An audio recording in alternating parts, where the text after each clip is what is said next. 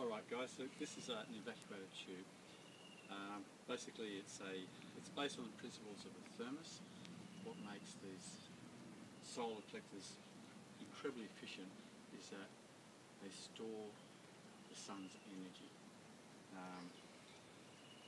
All, or 97% of the sun's energy is drawn straight through into the centre of this evacuated tube. All the heat is then gathered to a heat transfer pipe which runs the length of this tube. The tube's about 1.8 long. This is the heat probe. Now this heat probe will be way too hot to touch. It's an awesome piece of technology, simple, effective, but the efficiency in which it can gather heat is fantastic. And just to demonstrate how hot this is, I'm going to drop a bit of water on the heat probe and it will just vaporise. Did you hear that? It just sizzled. I will do that one more time. I love it. If your solar hot water system isn't gathering energy and converting it to heat like this, you could be doing better.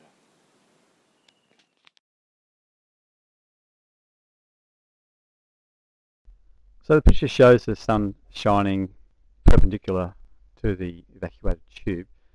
At any time, the evacuated tube is going to be receiving direct sunlight just by the nature that it is a tube.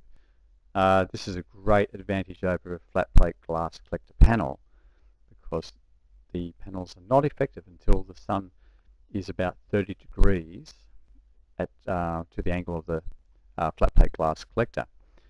So the picture shows the evacuated tube. There's starting from the top, there's the heat probe, and then there's the heat transfer pipe that descends down into the evacuated tube.